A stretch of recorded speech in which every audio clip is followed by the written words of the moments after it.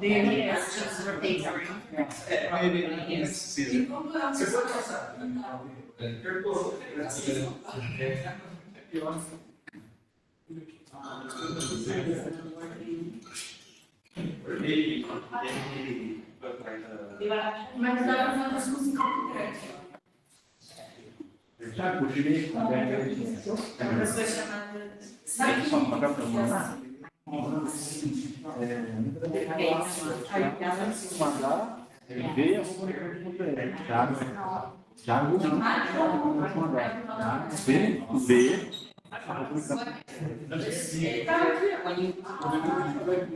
Daquele jeito ali fica na Thiago B.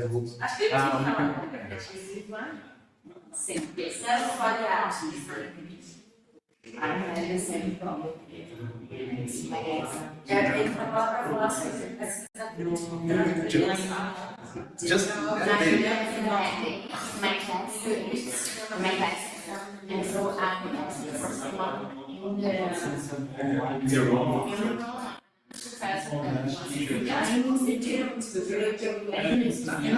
Email so that I can send it to you.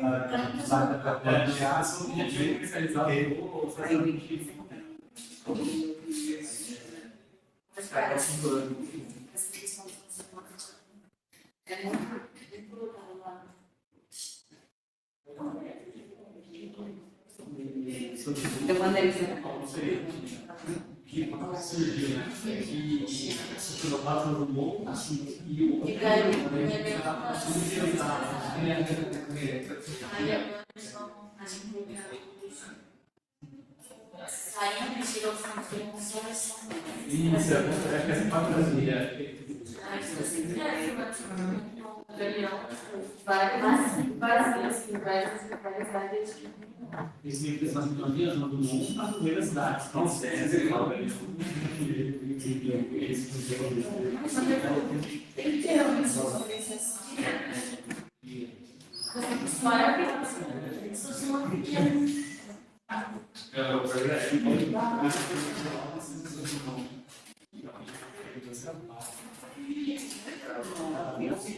No, it's not about the impurity, it's the consideration. Some diseases are there. The part is my career, and I tried to see. So now we are trying the opposite. And it's not this way.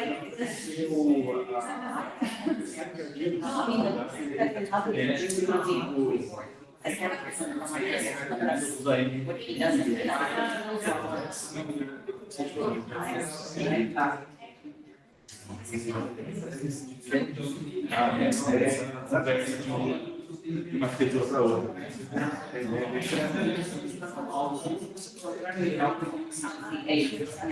It's on the way. I mean, it's still waiting because it's heavy fun.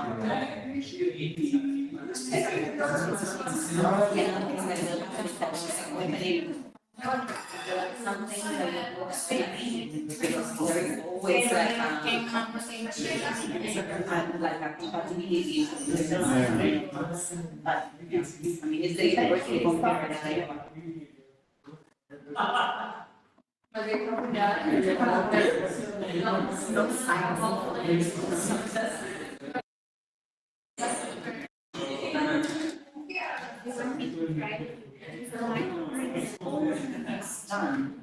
Probably it's not for the bar, it's not showing us that we have problems. Oh, no.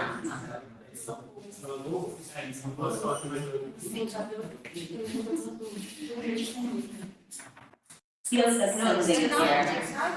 No. No, check now. Yeah.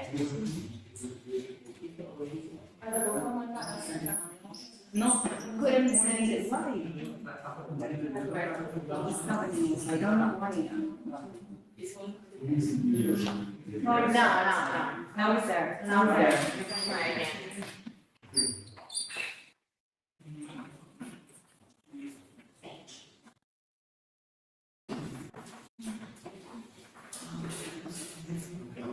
mean, it's still on my A Gmail, ela costuma demorar. Yeah. Serviço da uma demorada.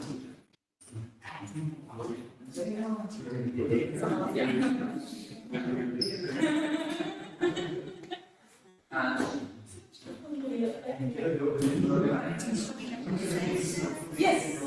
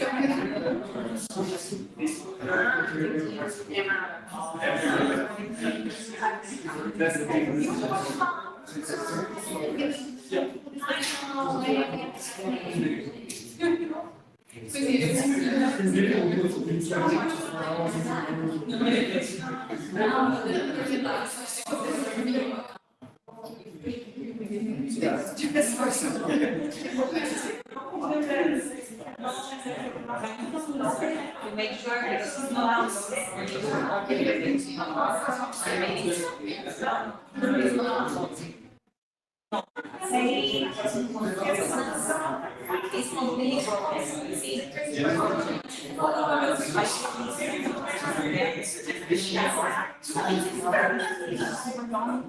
image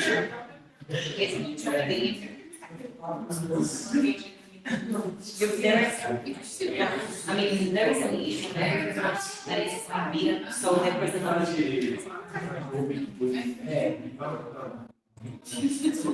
need to open it with power. Because it is a power. Maybe I really don't know. Sometimes it's because it's not it's read only, but no.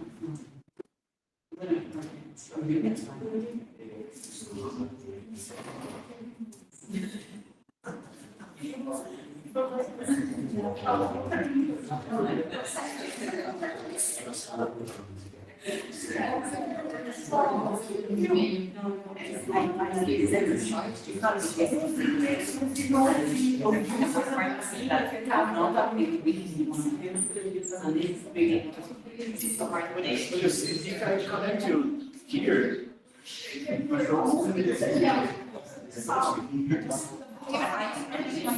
The HDMI. Why? I mean, it doesn't make sense because if I connect all this to my laptop, it's separate. Shouldn't it? actually not sure. You can find a long, very large HDMI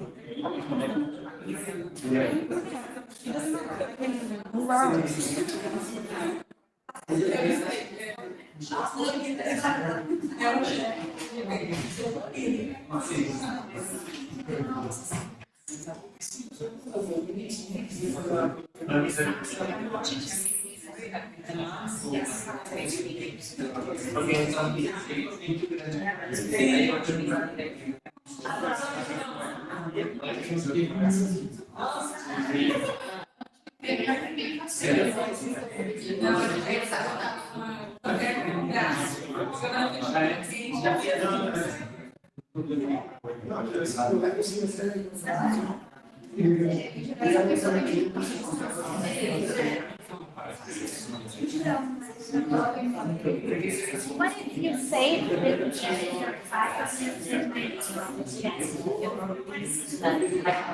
Like animations that was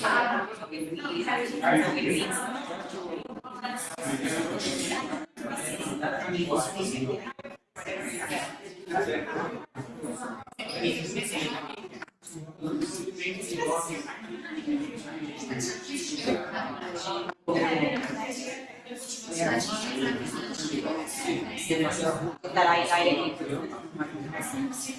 No,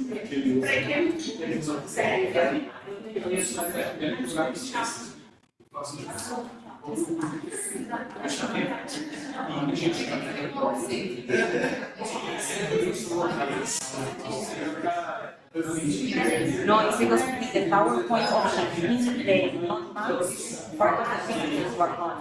So it's not just a matter of the size of the phone, like eventually you say, okay, this is not the real size of the phone, don't worry. There is something outside which it's like 3 already, there was a sign like this image cannot be shown, blah, blah,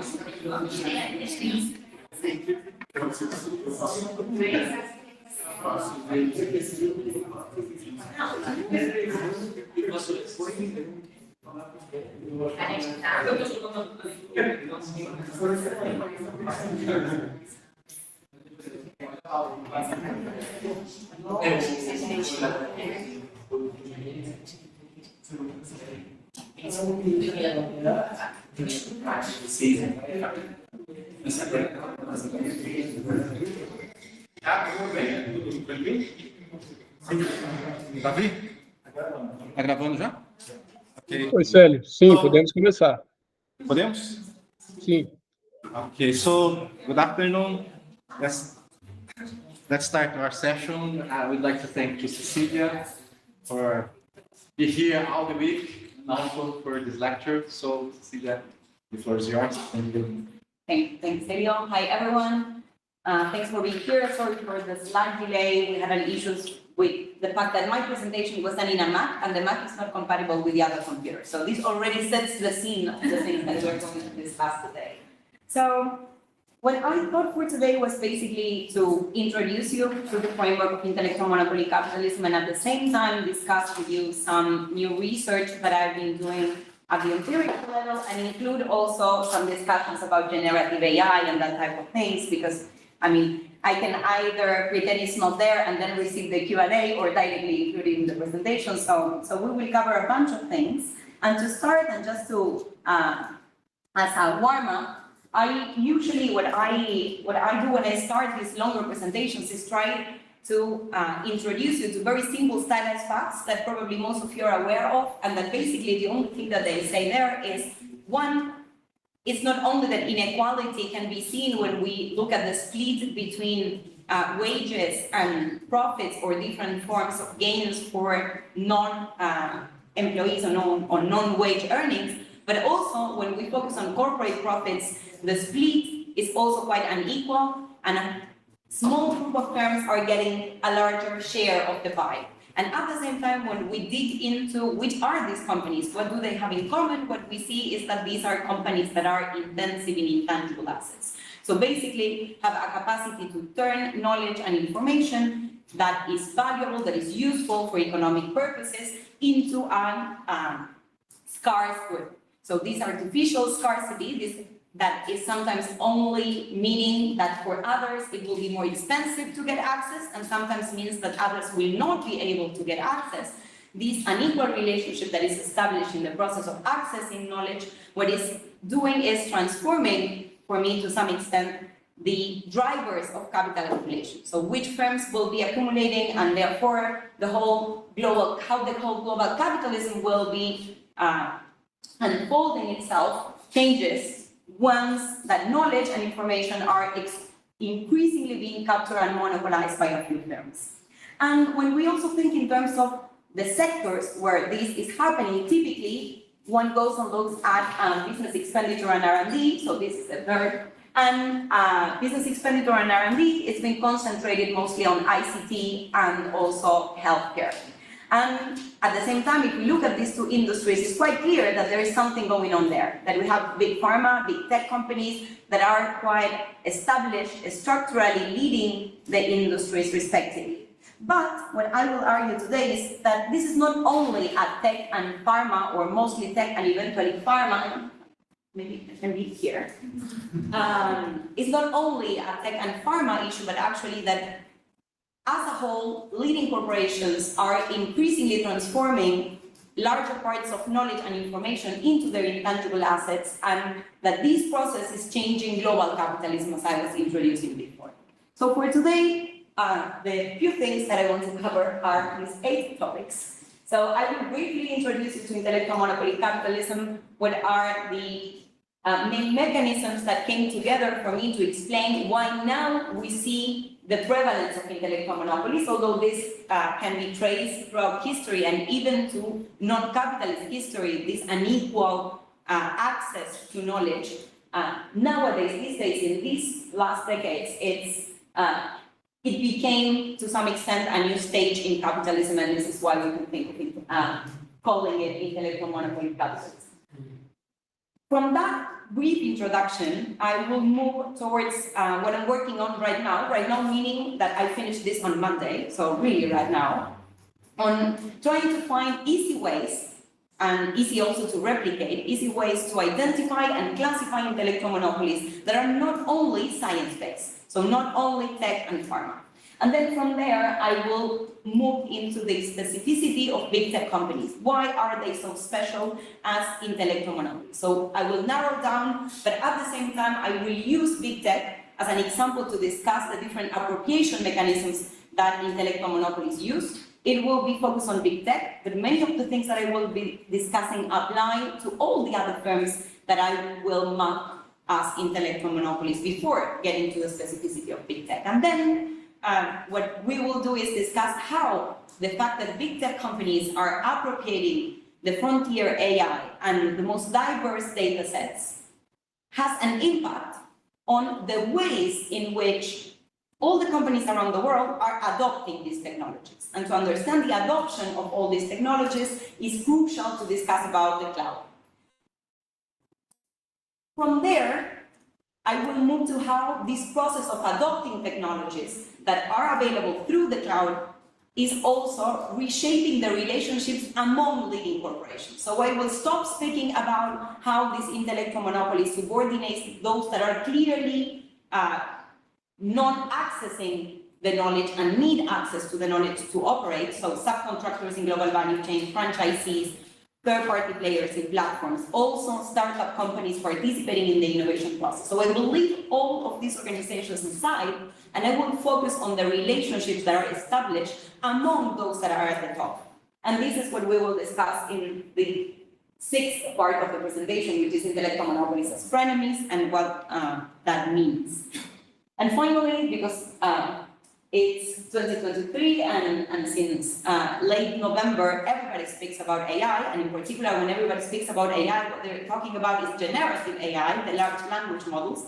I will briefly give you my take on what's going on along those lines, and if we have the time, discuss about policies and proposals. So, before getting here, and before covering all this, let me just say that you can, 1, stop me at every point, and 2, that I will make some breaks. The breaks will be for Q&A, not real breaks, but and for comments and for provocations from you after my provocations. So yes, so it seems a lot, but let's hope we can make it. So let's go straight, and because I will just minimize the moments that I need to touch my laptop, and just say that this slide for me summarizes basically the question of how did we get here. There is a lot of history in the process of intellectual monopolization, as I was saying before. This history actually, as I was also mentioning, comes back even to non-Western, non-capitalist societies. And if you're interested, we can discuss about that later. We can fast forward to the late 19th, early 20th century in capitalism, and also see large companies that actually, from the lenses of today, we can think of them as intellectual monopolies. Like Bell Lab, for instance, is a very simple example, but there are others, and also, again, we can discuss about that. But what I'm going to focus on here is on explaining the type of intellectual monopolies that we see these days, and how these arrive. And for me, to do it, we need to combine many things. One refers to the ways in which knowledge is produced. And I don't know how familiarized, or precisely, I do know that not all of you are familiarized with economics of innovation. And I'm sorry, you were behind the column. So I know that, as I was saying, that not all of you are familiarized with economics of innovation. So I will briefly explain this, and I'm sorry for those of you that know everything that it's on this bullet point. First of all, we produce knowledge on the basis of others' knowledge. And of course, here I am speaking not only about my research, but also about the research of other colleagues that are working with me, like Cecilia Rikap, Lundvall, and also Hugo Pagano, for instance, to name a few. Also colleagues from Argentina, like Juan Grania. So I'm really speaking, to some extent, my knowledge and the things that I produce is built on top of theirs. But we also build knowledge on previous and existing knowledge and our capacity to read different authors. You were discussing yesterday about the translation of books that were written in Portuguese and how crucial it is for people to know Portuguese, or it was until these books were translated, to get access to those books. So as much as we build knowledge on the basis of existing knowledge, our chances to absorb new knowledge depend on the knowledge that we have already acquired. And if I don't speak Portuguese, which is my case, I would be missing a whole deal of authors that could be contributing to my research just because I don't speak Portuguese. Moving this to how it operates at the firm level, once a firm is at the technological frontier, it's at the knowledge frontier, it will be better prepared to make sense of the knowledge that is out there, to translate that knowledge that is in its environment and make it something that can potentially be an innovation for the firm. So it's not that automatically, as the classical economics says, it's not like, okay, knowledge is a public good. Yes and no. Because to make it a public good, one needs to have the sufficient absorptive capacities. One needs to, again, be capable of understanding what's out there. And firms that are not at the knowledge frontier will have a harder time, at least, to make sense of that knowledge that is outside. So if we think in terms of the chances to innovate, a firm that has innovated and that is setting the knowledge frontier will be better prepared to innovate anew before the rest. Just because it's better equipped to make sense of the new developments, the new knowledge that is produced by other organizations. So this is basically what I'm synthesizing here. And this process, in principle, leads or can lead to firms' technological stratification. So some firms that are always winning the innovation race, whereas others are always lagging. And there is no one, there is at none of the points in time a process of real, complete catching up. What happens is that even those that are the early on imitators will arrive late, will eventually imitate once the technology, the frontier has progressed. So it's like the coyote and the roadrunner. So that process, when you may think that for the early adopter is a process, well, maybe you're almost there, but you're never really there. But again, this is just discussing about how we produce knowledge, and this has happened at any point in the history of humanity. So why now we see a prevalence of these firms that are always arriving first, that keep expanding the knowledge frontier, whereas there are a lot of others in different subordinate positions. And this is when all these other things come into the picture and become extremely important for understanding contemporary capitalism. One is that doing R&D is becoming more expensive. And actually this comes from the fact that innovation is becoming more driven by science and technology. There are different ways to innovate. You can innovate by experience, learn by doing and transform things on the basis of your experience. One could still trace back principles of science to explain that. But that's quite far from the actual innovation. Whereas, and again, I go back to the examples of tech and pharma, there you can clearly see how these sectors are at the frontier in thinking of innovation and science and technology led. And this is more expensive. Even for us these days, doing research is expensive, not only to travel around the world, but also we need to have a computer, we need to have access to data sets and so on and so forth. So in some respects, it's more expensive because of the technological changes, the technological developments. So now we work with computers instead of working with pencils and paper. But in other cases, it's more expensive because of the process of knowledge privatization. So the process of intellectual monopolization contributes to make R&D more expensive for all the rest. As generally in developing countries, it's extremely expensive to pay for data sets, for instance, or to pay for access to the papers. The publishers are another example, like Routledge, and I publish there that it is, and Sage and Palgrave and so on. They're also intellectual monopolies in what they do. So the higher cost of doing R&D, of course, are playing a role. But I was already, in one of the examples that I was giving to you, mentioning the implications of a lot of institutional and political transformations that contribute to create the scenario we see these days. And it's not only about the creation of an international intellectual property rights regime, and that it was, and it still is being developed according to the needs of the largest companies. These, of course, played a role, but I will argue throughout my whole presentation that it's not only, and more, not mainly, about intellectual property rights. It's not about patents, and in particular, it's not just about patents. Again, not just about patents. So it's not that I will say it doesn't matter. It does matter for a lot of things, but it's not just about patents. But still, and actually in this process of ending with a quite stringent and extensive intellectual property rights regime where pretty much everything can be patented. PepsiCo has patented its potato. So it's not just, again, healthcare and tech. It's like patenting crazy things, like living organisms. It's patenting lines of code or protecting with intellectual property rights. But for this to happen, for this to arrive, actually, we need to go back and see how by the late 19th century and early 20th century, the new knowledge produced by workers in their workplace stopped being their property, stopped being theirs, and became owned by the firm. So this process that led, among others, to trade secrets, to non-disclosure agreements, but that it started also as business practices, and that if you think about them, one, is super expanded these days, but two, and at the same time, it's crazy. How can you, you change jobs? I'm changing job now. I'm going to another university. And it's not that I'm leaving my brain at City University of London, and then I arrive at my new university, like, without my brain. But still, although that, of course, there is some knowledge that is transferred, a lot of concrete developments will not be, in my case, they will, I don't have a non-disclosure agreement, but for people working, for instance, for tech and pharma companies, it will be preventing them from using the products of their own work.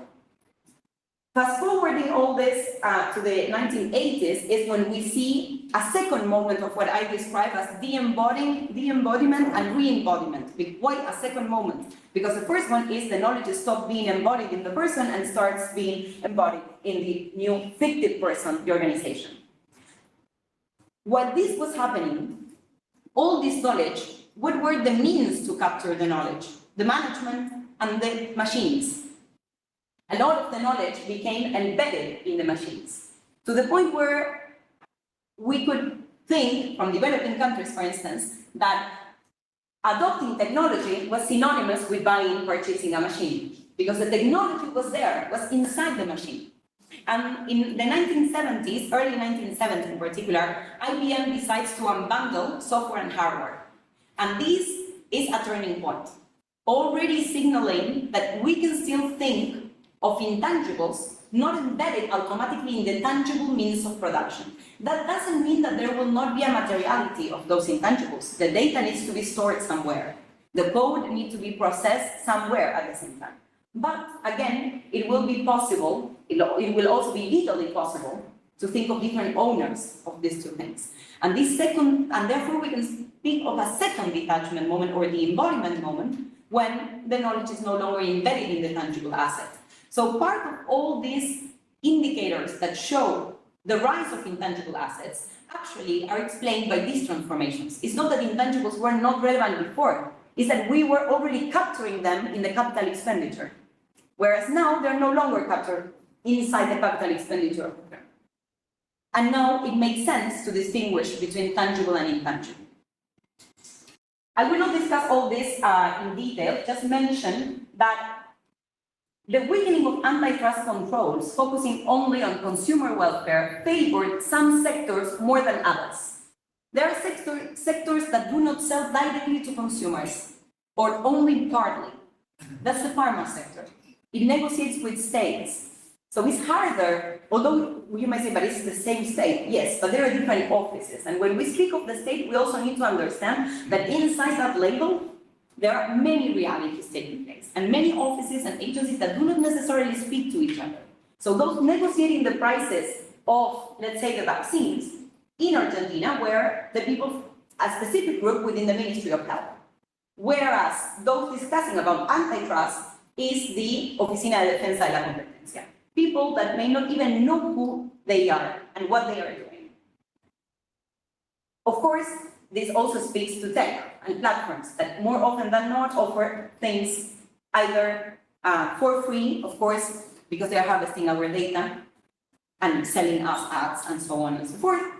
And also things cheaper, like Amazon. It's cheaper. Like I live in the UK, it's generally cheaper to buy on Amazon than elsewhere. So when we also think of general transformations, we need to at the same time think how these transformations affected in different ways the different industries. And then we will have more clues to understand why in some sectors this has been more developed than in others.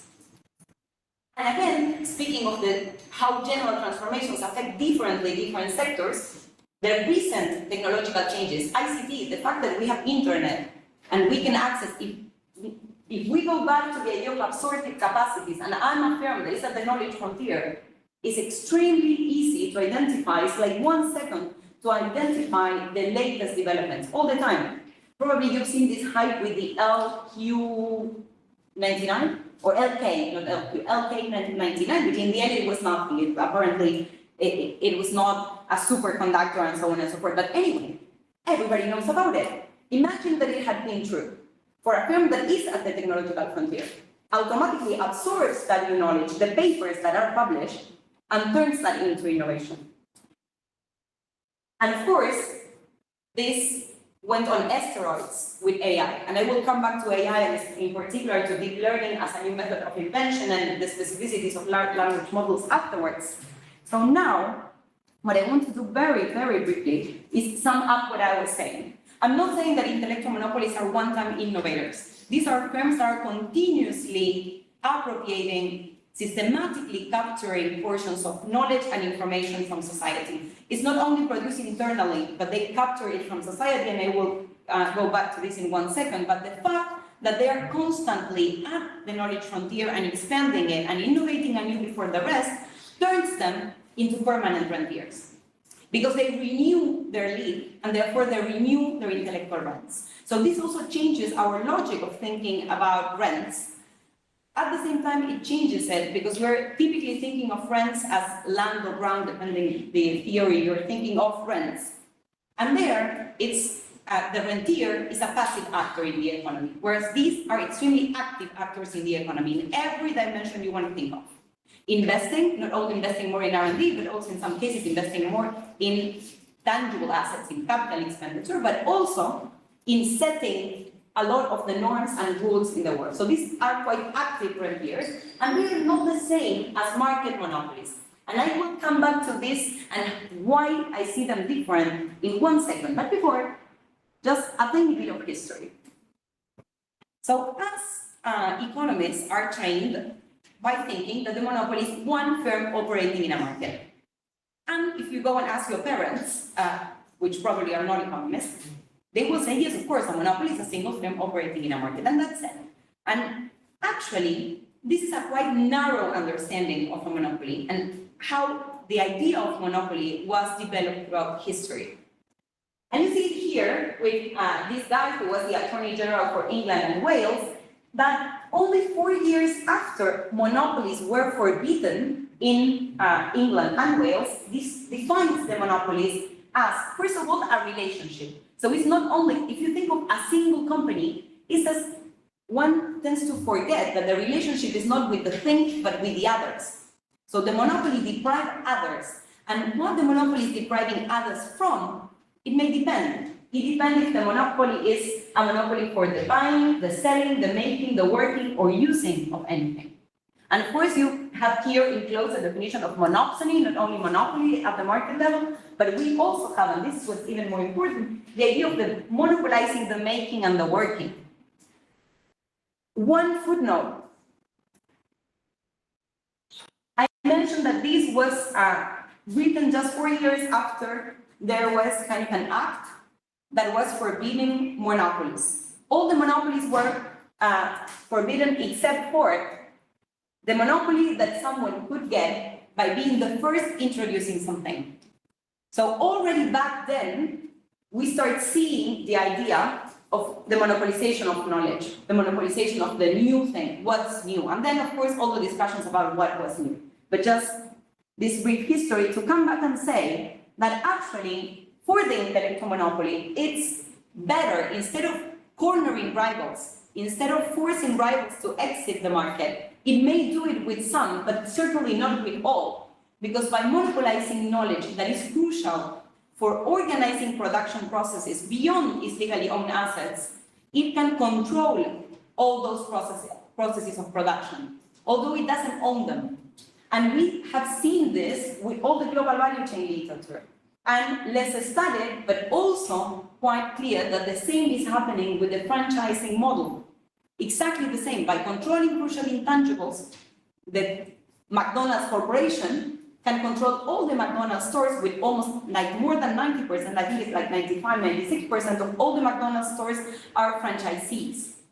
And they, of course, lack all the intangibles, everything, how the environment should look like. The brand McDonald's, all that is owned by McDonald's. They have a manual, an extensive manual on all the things that make a store a McDonald's. And they need to comply. And they also need to pay a share of revenues, not profits, to McDonald's Corporation. The structure is more complicated. In Latin America, most of the stores are franchised by an intermediary franchisor that is Arcos Dorados. And then Arcos Dorados has the agreement with McDonald's. Profits go up. And also, while the knowledge is only accessed by paying, at the same time, companies like McDonald's are harvesting more and more data from every single store and defining how the stores will be changing on the basis of that data. And I will come back to this later on, but before, let me say, and yes, of course, also platforms operate in the same way, but let me focus 1 second on the other part that is also planned, controlled, and organized by the intellectual monopoly, which is the production of new knowledge. A firm that exercises an intellectual monopoly needs to have had, at least in its beginning, a capacity to internally produce the intangibles. But once it's leading, and once the others are structurally subordinate, it can also outsource modules of the knowledge production process. We can think of knowledge as a puzzle, and this puzzle has different pieces. Some of these pieces can be put in open source. Some of these pieces can be outsourced to startup companies, to universities, to public research organizations. As long as the intellectual monopoly keeps secret or privatize the crucial pieces, and also keeps for itself the capacity to recombine the modules, to make sense of all the modules together, there is no danger.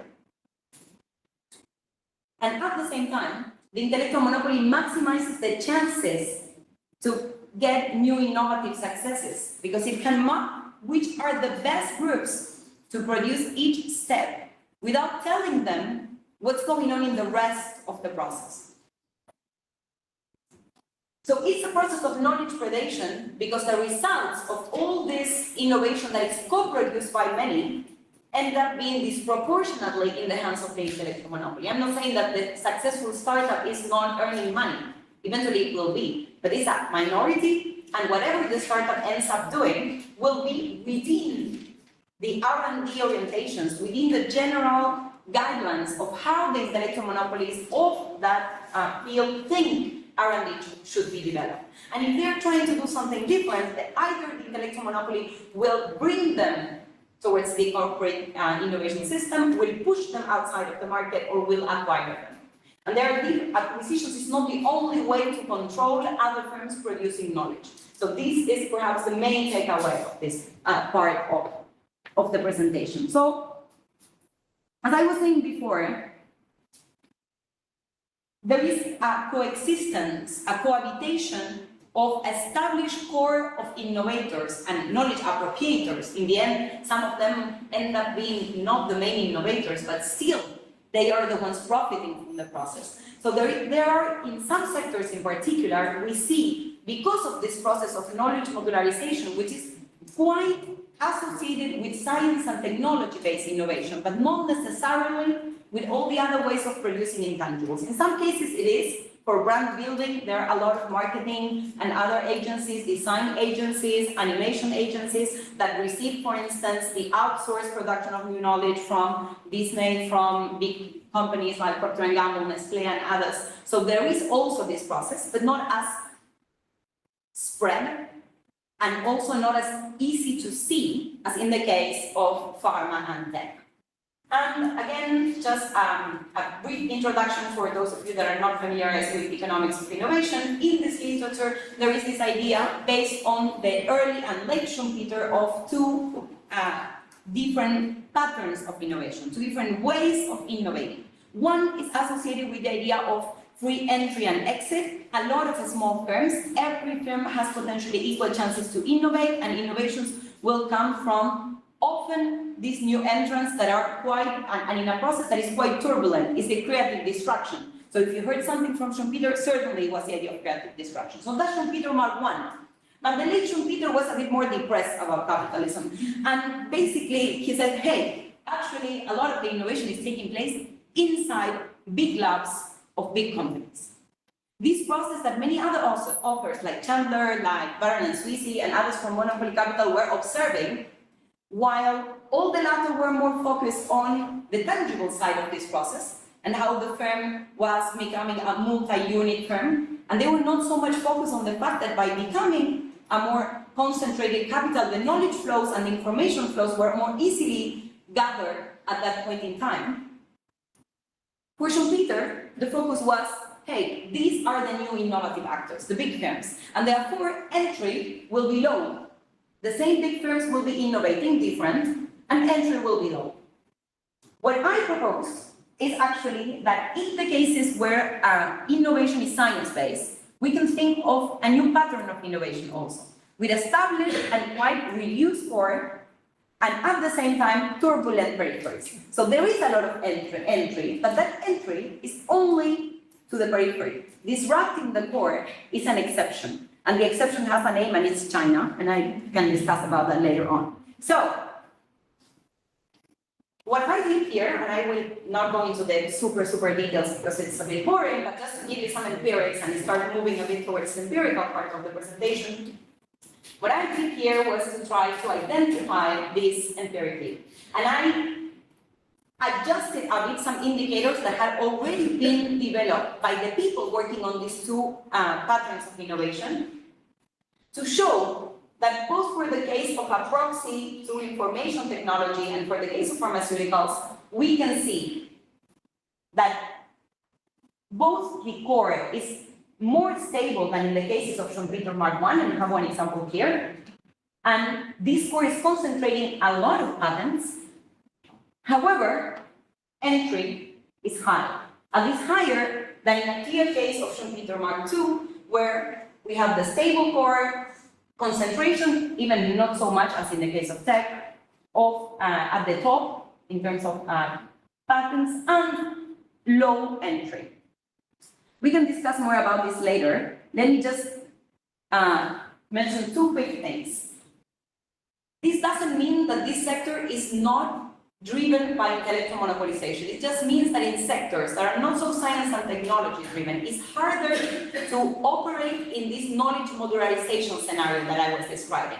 So still, part of the new, the typical way of thinking of innovations and what will be patented will be mostly kept by the large firms, and what will be, in a way, appropriating from others is, among others, the information of their value chains, for instance. Who's doing what, who can do what, and capturing key information from each sector, for instance, among other things that I can come back again later. And the other caveat is patents are not the main mechanism of appropriation, actually, not even in pharmaceuticals. Provocation, we can come back to this later on. But certainly not in the case of tech.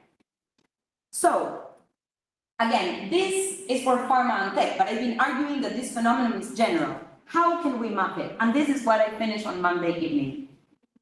So I did two things. If I'm arguing that the leading companies in the world are intellectual monopolies. They need to be concentrating some form of intangible asset. The problem is that what they disclose as intangible assets is wrongly measured for many reasons that, again, we can discuss afterwards. So that information is not sufficient to really identify which company is an intellectual monopoly. Also, because the startups usually are only intangible assets, and they're not intellectual monopolies. Because of the outsourcing of R&D, just measuring the concentration of intangible assets vis-a-vis tangibles or vis-a-vis the industry is not sufficient. But we still need to see some type of intangible asset concentration. And also, we need to see an effect at the level of the market. Again, and this is where the startup is a good example. The startup will not be concentrated anything at the level of the market. If it's an intellectual monopoly, the company needs to, at the same time, concentrate intangibles and use the fact that it's concentrating intangibles to have an effect at the market level. So, how to proxy those that are concentrating more intangibles? Basically, there are two things, again, this is super like simplifying things a lot. This is not for a paper, this is for a new book that I'm writing, and I'm totally open to discuss whether these are the best ways to capture it. One is whether these companies, and I will tell you which companies I will map here in 1 second. One is whether the companies are at the top 100 companies in business expenditure on R&D, so the science-based intellectual monopolies. The other one is whether they are up here, whether they are within the top 100 companies in terms of their brands. If the brand, of course, there are many things to say about brands, but still it's clear that brands operate in a great deal as drivers of intellectual monopolization. So capturing these two can tell us a bit of a larger story than just looking at science-driven or science and technology-driven knowledge capture. And what I did was mapping a sample of 60 companies. These 60 are the 50 largest companies in market capitalization by March 2023, without considering the oil and gas companies. And we can discuss why energy and so on afterwards is a different form of monopolization, and again, we can discuss it later. And then I added 10 more for establishing comparisons. And in these 10 more, I included companies that go from Mercado Libre to BlackRock to IBM. And there are different reasons for including them. Because of course, in some cases like Mercado Libre, I see a similar dynamic, but within Latin America, and I will discuss a bit about Mercado Libre later, but also because in the case of IBM, we can think of IBM as an early example of an intellectual monopoly, and something happened to IBM. So, what we get is 4 types of companies. Companies that are not concentrating intangible assets, companies that are more science-based in their concentration, tech and pharma, companies that are more brand-based in their concentration, and companies that are both. So I call them intangible-based concentration for now. And I will explain why some are highlighted in 1 second, because then we need to look at market concentration and how to measure it. One is depth. We look at the main sector of operation of these companies, because these companies usually sell in many markets. So what I did was looking one by one through their annual reports and with additional information like taken from studies and other sources to see the share of the market that these companies were capturing in their main sector of revenues. And also see whether that share corresponded to being ranked first, second, third, or whatever in terms of that specific market. So this is depth. But then we can also have breadth. So this company is another way to control markets is by entering multiple markets. And a way to proxy that is by looking at the number of trademarks. So basically putting these two together, what we get is another set of 4 companies, and I will just put them all to discuss with you after the power. So first we have companies that are still, some of them are at the top 50 companies in market capitalization in the world, but they are not really having an effect at the level of the markets. We don't see neither depth nor breadth. And then we have some that are either diversifying more. Apple, for instance, pharma companies, Procter & Gamble, which has a lot of different brands operating like Pantene, Pampers, many more. Siemens, and then the squeezers, which are those that are capturing a larger share of their main market. And of course, then we have those that do both. And now I can explain why the highlights. These two are always on the, let's say, losers side. Losers, of course, between like quote unquote losers. These are still huge companies. And highlighted in pink are the companies that are both emperors and intangible based.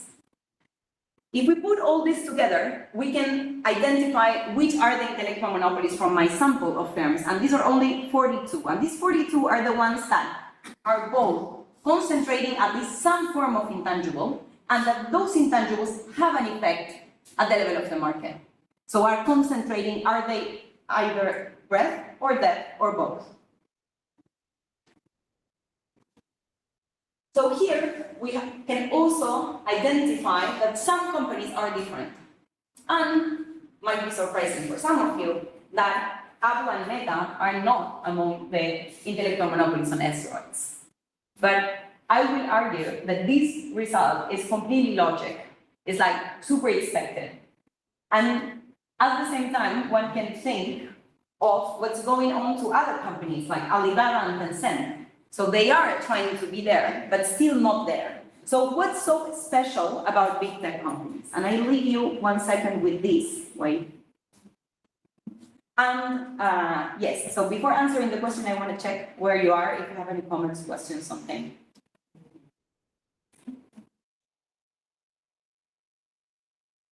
Not, we can continue.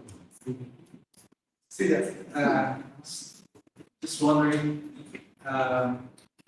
when we think about some kind of old typologies that we work with the use of what we use it to know that was from the typology of Pevity or Malerba.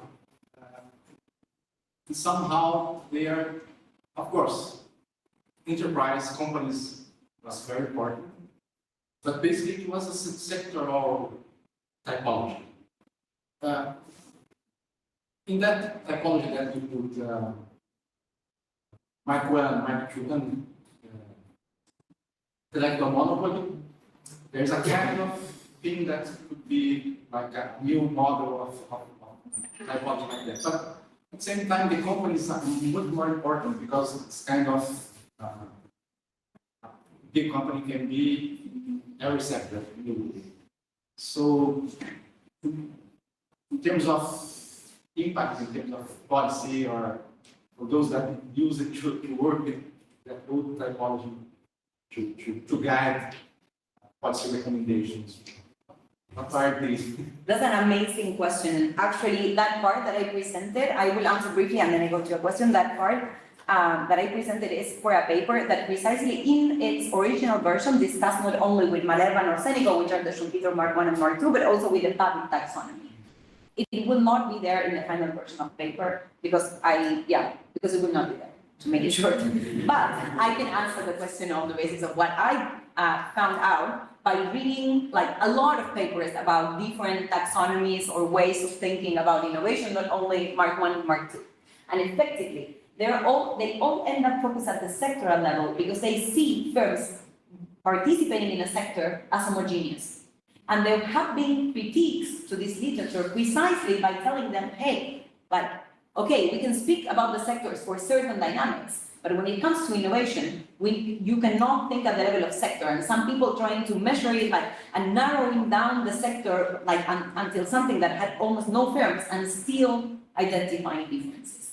So, and also, Malerba used part of all this to develop the idea of sectoral innovation system, which again, not only assumes that the firms within the sector are pretty much homogeneous and that heterogeneity comes from looking at different sectors, but also that those firms were going to mostly cooperate between them. They were not seeing a possibility of subordination of one firm vis-a-vis others inside a sector, actually not even within sectors. So, indeed, what we see now is that the sectors become fuzzy also. It's super complicated, especially with the breadth dynamic, to identify, make clear cuts of sectors. And for me, this is why it's a process where instead of thinking of sectoral innovation systems, it makes more sense to speak of corporate innovation systems. But at the same time, we can still try to identify dynamics when it comes to policy. And this is where the national innovation system is still relevant. And there are a lot of dynamics and histories of countries that make sense to also explain what's going on at the innovation level. Just saying that it's not only something that can be circumscribed to the frontiers of a country. And potentially the same can be said of the sector. The sector still reflects things. I was mentioning that pharma and tech are more science-driven, whereas companies that sell mass consumption products are more driven by brand building. So there are differences at the level of sectors that we can still discuss, study, and that make sense to look at. But we cannot stay at the level of sectors, and we cannot assume that any agent in the economy is homogeneous to another one, at least not in principle. This is something that needs to be demonstrated, I would say. Yes? Picking up on this, if you would be like separate sectors, how do you assess this impact in integration on like the financial open source assets, for example? I saw in the slide before it was how do you assess like how they're integrated in this model? Because they are not normally the asset holders of this models, but they also operate the system like throughout the startup system, just like asset-based startup application. Absolutely. So, the first thing for me, the key commonality is this split between control and ownership. We used to associate ownership with control, and therefore a larger firm was controlling more, like owning more. So to control more, you needed to own more. Also, when we thought of investors, like in the financial sector, larger would mean owning more assets. And then you have these guys, like BlackRock, State Grid. And also you have the pension funds, actually. This is just making it more complex and introducing more innovation at the same time. But in these cases, they control without owning. And by controlling, they can influence a lot of what's happening in these companies. I will leave the side of the question that refers to venture capital for later, because I will speak about corporate venture capital in the presentation. Anything else? No? We move to what's specific about big tech. So of course, at this point, everybody knows that something that is specific is that they are all converging towards doing frontier research in AI. AI is not only ChatGPT. AI has been around for decades, actually, way before these companies. And there are still other ways of doing AI that are not ChatGPT, that are around us all the time. Google's search engine is based on AI. Amazon's price mechanism is set on AI. So there are many, many things that are based on AI. But what AI? And also, this same AI is part of what ChatGPT is based on. And this is within machine learning, within what is called as machine learning. So AI, and then a subgroup, a subcircle is machine learning. So when someone speaks of machine learning, that person is speaking of AI. Even though for the person, they may not know it. I've been doing a lot of fieldwork, and especially if they're not from tech companies, they get completely lost. They think that AI is only ChatGPT, and they were even replying like, no, we have a lot of machine learning, but still we don't have AI. I just take notes. I'm not going to say that. So, and within machine learning, the frontier and the algorithms that are considered the most powerful ones are those that are based on deep learning or deep neural networks. And why are they so special to make me speak about this specific technology in an economics lecture? It's because these algorithms get better the more data they process. So if you think of the algorithms as means of production, this means that they are means of production that appreciate with the use. The more they are used, the better they get. So completely at odds with like the history of economic thought way of thinking about means of production, that the more we use them, they depreciate. And of course, when we look here at what these companies are doing research on, and unfortunately the source is not there, this is the content of their scientific publications between 2014 and 2019. So this is way before ChatGPT. They were already, all the companies working along the same lines. And we can clearly see it because in green, you have all the keywords that refer to this machine learning technology that I was describing. But also, because the only way in which these algorithms can work is by processing data within the most frequent terms that can be found in their publications. We also see a lot of terms referring to data. And also in yellow, you can see terms referring to the functional applications of AI.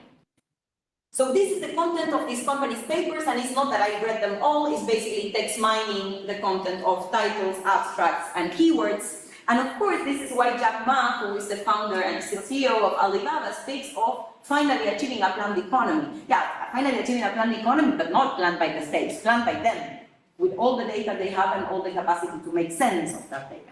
If we fast forward this a little bit, just a little bit, and we focus only on the papers that were presented at the leading AI conferences. So not all the scientific publications of these companies, but only those that were presented at the leading AI conferences between 2018 and 2020. And here we have all a network that has in the circles organizations. Which were the different organizations? It can be firms. Of course, there are a lot of universities that were more frequently presenting in these conferences. And the triangles are topics. For instance, object detection is here, and like over here, this big circle is Peking University, or the Chinese Academy of Science over here. So we have here a lot of organizations and a lot of topics. What are those that are more frequently connected to these companies? And we just focus from all this on the same set of big tech companies. And we already see a difference between the US big tech and the Chinese ones. Already between 2018 and 2020, Google, Amazon, and Microsoft were already directly connected in my network to keywords that refer to the new technology that is these days underpinning ChatGPT and so on. So large language models, generative AI, reinforcement learning, which is not only for processing large language models, but still highly associated with it. Whereas the keywords from Alibaba and Tencent were different things, of course, within AI, because this is a subset of AI publications. And it's not that China was not there, it's that these companies were not so focused on that. And there is a question mark here, because we have some Chinese universities that were directly connected to these keywords. But was it because Alibaba and Tencent were outsourcing the development of these technologies in these universities? Or was there something else happening? So was this part of how the national innovation system in China was taking place, or is there something else happening? But before answering this question, and because I need to move quite fast, I will move to the fourth point in my presentation, which are the different mechanisms of appropriation. And these, those of you that have seen my research, you've seen it already. It's a very simple way to identify knowledge predation when it's based on science, when it's based on capturing knowledge that is science-based. So what I have been doing is, again, using network analysis to map the organizations that are more frequently presenting scientific papers, that are more frequently writing papers and publishing papers with big tech companies. In this case, it's Microsoft. And also with Big Pharma, and I've done it also with Siemens, or with many companies, and they all exhibit the same thing, which is that they are collaborating, working together with many other organizations. Here, I'm only mapping those that are the most frequent co-authors.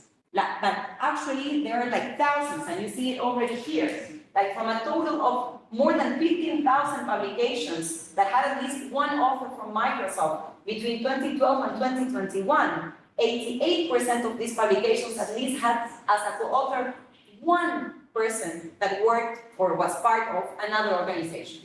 And when you compare that to the share of co-owned patents in the same period, you see that it's only 1%. Of course, you cannot automatically associate all the papers with all the patents, although they are becoming more and more closely related, and I will come back to this. But what one can do, and what I've been doing also, is look at the content of both. The content of the publications and the content of the patents. And they're aligned, of course. I mean, it's not that Microsoft is doing research on how to grow trees and then patenting on AI. It's basically working on the same things. And it's not just capturing the knowledge from the organizations that are directly connected, directly working with them, but they capture the knowledge that is produced in the whole system. Last year I gave a talk and I wrote for Campinas, and I already presented this, so I will be very brief. Here, what you have is which are the 200 organizations that are more frequently presenting papers at the top AI conferences. That in the AI field, presenting at a conference is more important than publishing, whereas in the pharma field, it's more about the impact factor of the journal where you publish your paper. So this is kind of an internal dynamic of the field. So the latest developments are presented, are often put directly on like repositories like Arxiv and others, but then the place where you can distinguish which are the good papers from those that were on Arxiv but not really at the frontier, the best ones and so on, are these conferences. And what you can see is that in this network, not every actor in the network matters equally. These networks, although they look at just co-authorship relationships, can also tell us a lot about which are the most important actors, which are the most important entities or the most important triangles. And the most important triangles may not necessarily be the largest ones, which means that may not necessarily be those that are presenting more in these conferences, but it's those that become crucial to explain the whole dynamic of the network, that are in crucial positions to indirectly be the shortest path to connect everything. And those two triangles are Alphabet and Microsoft. So Google and Microsoft.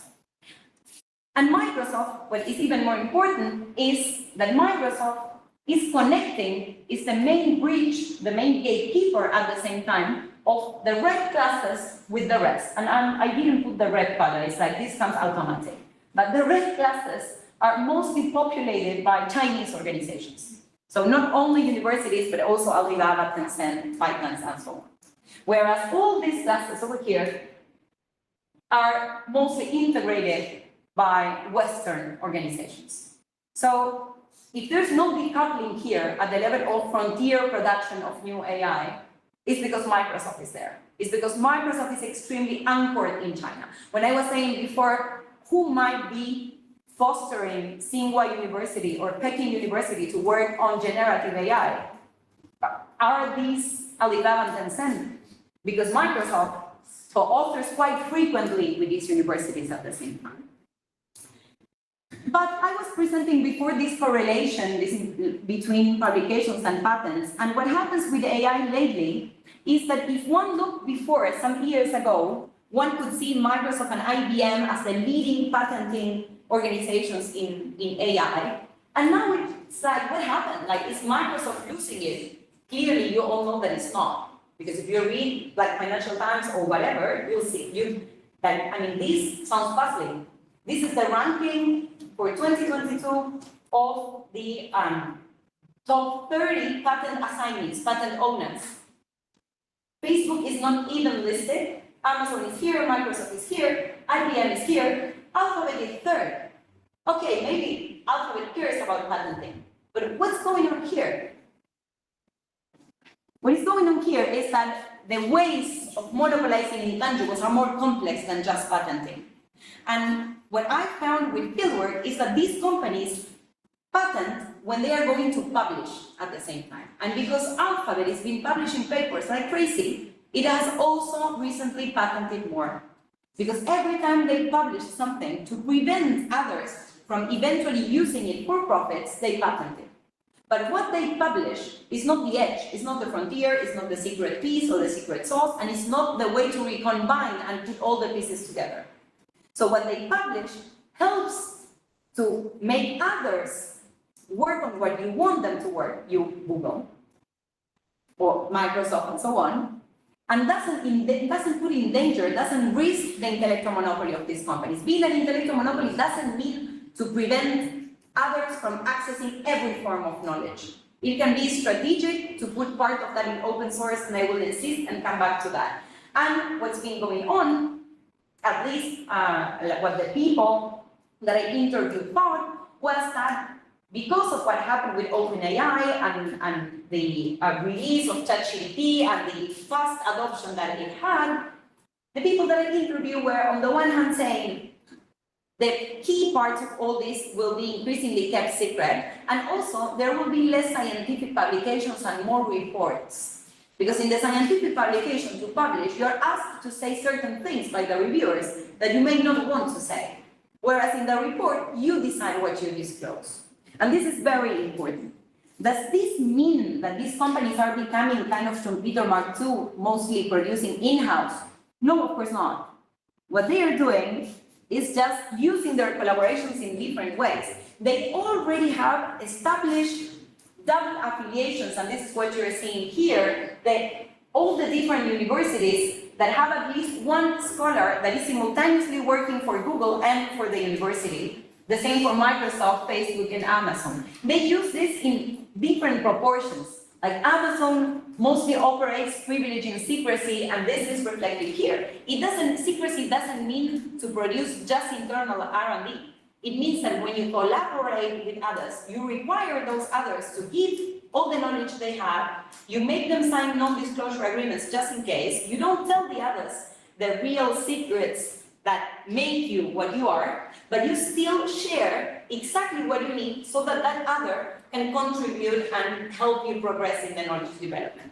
So the mechanisms are more complex, and the type of indicators to look at to make sense of this require us to go and delve deeper into how these companies operate. I showed you before how central they are to the network of AI conferences. They are also central to the organizing committees of these conferences. So they are also sitting, deciding which paper will be presented. Like Google has 9 out of 40 of the members of the top AI conference, which is NeurIPS, or at least is what they had for this year. Let's see what happens in the future.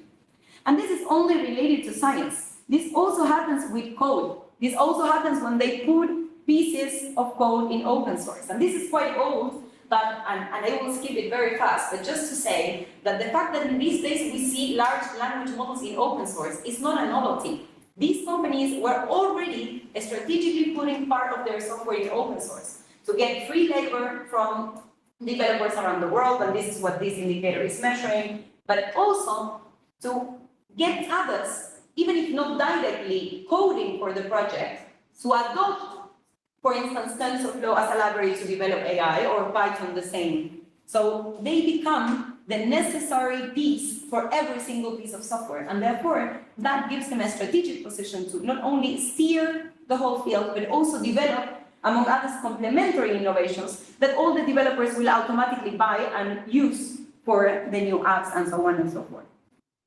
And speaking of developers and speaking of those others, leads us back to discuss a bit about the AI startups. And there are a lot of investigations working closely on seeing the AI acquisitions or the general acquisitions of these companies and how they generate a kill zone and so on and so forth. But another thing that we need to look at, as I was mentioning before, is not only about ownership, but it's also about control. And control is detached from ownership. Sometimes it's like they're still together. When they acquire, they get control and ownership. But when they invest in another company as corporate venture capital, even if it's not fully owning the company, they will still get access to the knowledge that the startup is developing. And they will still be able to steer the knowledge that is being developed, or the programs, and so on and so forth.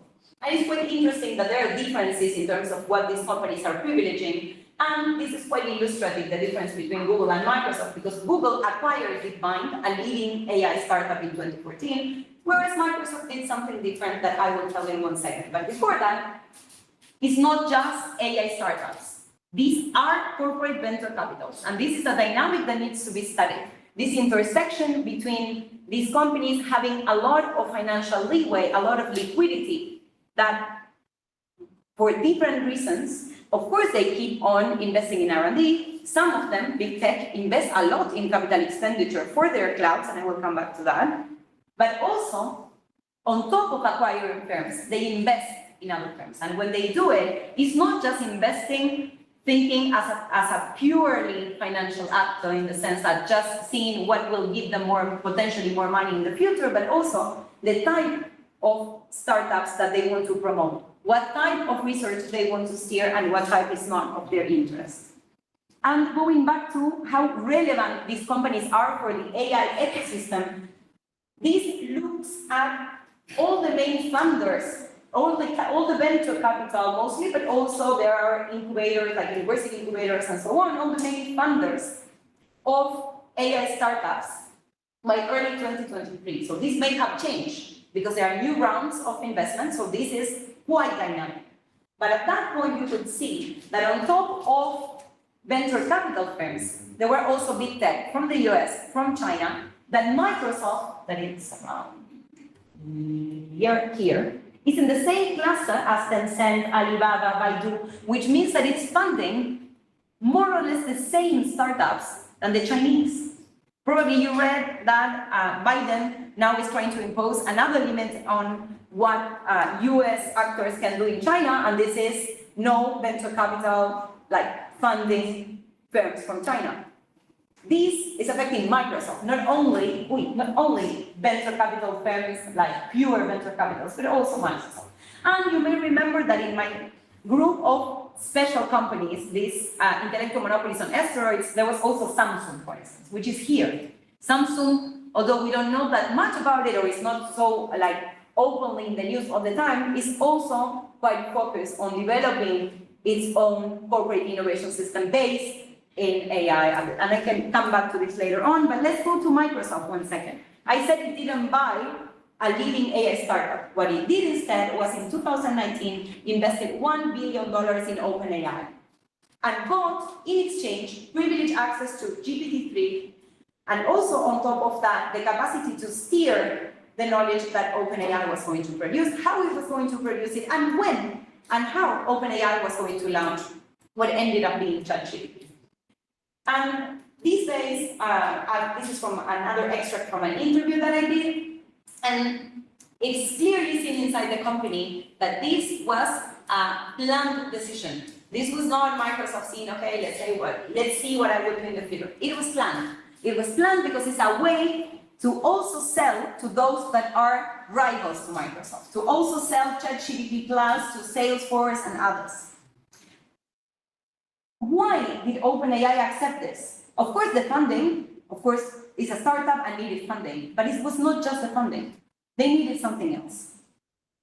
They needed the capacity to make their large language models work. And as every AI, for that, you need data and you need processing power. And that could only be provided because of the size of the model by a big tech. It was Microsoft, it could have been Amazon, it could have been Google, but this is a market that is highly concentrated. Like the depth of this market clearly shows that there is something going on here.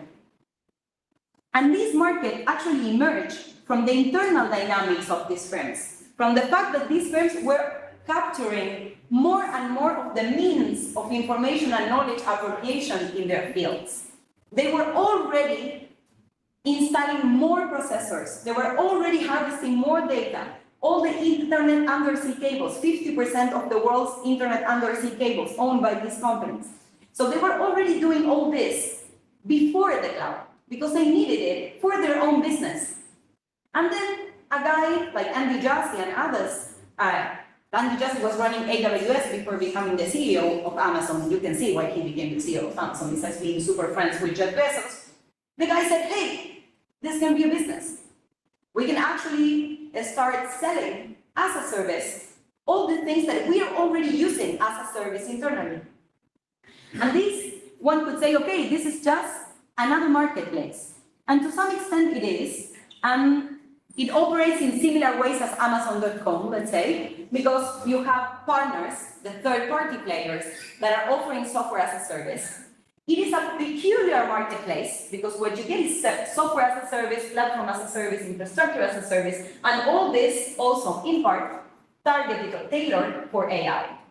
So it is a quite peculiar market, but still one would say it's just another marketplace where big tech companies identify early companies that are thriving quite early, acquire them or copy them. These are two different examples here. Nuance was acquired by Microsoft. And in the case of Elasticsearch and Kibana, basically what Amazon did was copy the services and displace the other company from the market. But is it just that? So why the cloud is so relevant? And the cloud is extremely relevant because what is being sold there, first of all, is sold as black boxes. And second is technology. It's frontier technology sold as black boxes. At a moment when these technologies become more and more important for running every single business on earth.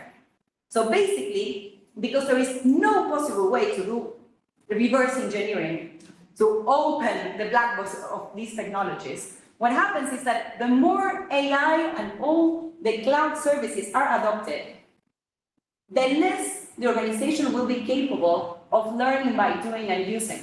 And what will be happening in the case of AI, because of this dynamic that I was explaining before, is that there will be more digital learning. The algorithms will keep on getting better and better. So the more they sell, the better their product gets, and the more, therefore, they will keep on selling. And here you have one example, which leads me to, let me take this. Okay. Which leads me to the case of Mercado Libre, but I could have chosen another company. I chose Mercado Libre because I want to say a couple of things about it. But basically, what we get is a power relation between the producer and the user of the technology. The user of the technology doesn't learn as the economics of innovation literature was used to think and analyze all previously. This, of course, entrenches like a few big tech control. And this is why we start understanding. I will not go back because I'm running out of time and I don't want to, but this is Amazon, Google, and Microsoft, the three US big tech that were in the intellectual monopolies on asteroids. And then we can also discuss about what Samsung and Huawei are doing later if you're interested. But this is part of the reason why in the US, the intellectual monopolies on asteroids are not Facebook or Apple. And here it's clear why it's so important, the idea of recombining modules. The cloud is a place where all these modules, produced by others, the software as a service produced by others, the data put there and processed from all the companies that are adopting it, are recombined to make this cloud stronger and stronger as we speak. And since companies like Mercado Libre, leading company in Latin America as a platform company, fintech, and also marketplace, if this company depends on Amazon Web Services, and also not only on Amazon Web Services, they also operate with Google Cloud. If it depends on these other companies for its business, it's not that it's outsourcing the cleaning of the facilities. It's outsourcing crucial parts of its business, the capacity to analyze and to store its data. So one could say, are we just seeing another chapter of what dependency theory scholars were already telling us again and again, but now not only affecting peripheral countries, but also affecting even Europe, affecting most of the world, where technology is produced by a few and then is used to subordinate the rest? And this is a bit more complicated, actually, because, and I will put all this side again so I don't need to come and go, because Mercado Libre is also producing machine learning at the frontier. Mercado Libre is not the typical Latin American company. It doesn't operate like that at all. They do have a lot of internal capacity to develop machine learning, and they are at the frontier in their specific module, in the specific things for which Mercado Libre is developing AI algorithms. But at the same time, it depends on these other companies. And here you have two snippets from interviews that emphasize this. All the interviewers have been saying the same thing. People that were coding for Mercado Libre, were part of the people that I interviewed. So basically, we see again this idea of modularization. A leading company can be a leader of a module that is at the same time subordinated to the recombiner of the modules. And what is Mercado Libre doing with all this data and this knowledge? It's basically subordinating others. And this is something I don't need to explain much in Latin America. Mercado Libre has this narrative of democratizing commerce and money, but actually it's creating new wants and fulfill wants more often than not, by pushing us to make us want more and more things that in Latin America a lot of people cannot buy directly, create more unfulfilled wants, but at the same time, they have all the data to make sure that for those that have the sufficient credit scoring, so it's not financial inclusion at large, it's not that everyone will get a credit. No. It's those that the data says that are going to repay. But anyway, Mercado Libre has a lot of data of payments and data of purchases. And with all this data, plus previous credit data and so on and so forth, with all this data, this is why Mercado Libre from the beginning did not offer credit. And a guy that was like quite in a high position said it to me a couple of days ago, super clearly. In the beginning, we were thinking about it, we tried, we failed, with the ways of doing it, and Stone was exactly the same in this. They needed the data in order to develop the credit scorings to make sure that their business will work. So basically what we see is also a reinforce how e-commerce and fintech mutually reinforce each other. So it's not just the fintech business of a small fintech. This is a more sophisticated analysis because it uses the different parts of its business to complement one with the other. And the same happens with all the companies that are intellectual monopolies operating in the tech sector. So we can therefore think of layers of core and periphery. We cannot just say the core and the periphery. There are layers. Because Mercado Libre is still subordinated to big tech, but it's a strategic subordination. This technological subordination is a strategic because it enables Mercado Libre to subordinate others. Without it, it would not be able to run its business. It's a threat, yet yes, it is at the same time. And I will make a footnote here, and I will go and show you another example, because one could say, okay, this is because it is a Latin American company, and we are in the periphery, so okay, in the end, this could have been expected. But this is the general dynamic with all the leading corporations. All the other intellectual monopolies that I was mentioning to you are operating in the same way. Their migration to the cloud is generating the same type of dynamics. But before that, because I was presenting the idea from Samir Amin and this idea of technology producing the north and the periphery just adopts. Hey, no. The corporate innovation system concept is also quite useful to identify that there are a lot of organizations developing frontier knowledge in the peripheries, but do not profit from it, or at least they do not profit as those from the core. So what's happening is that the knowledge is appropriated and the intellectual rents are harvested in the north, but not that the whole knowledge is produced in the north.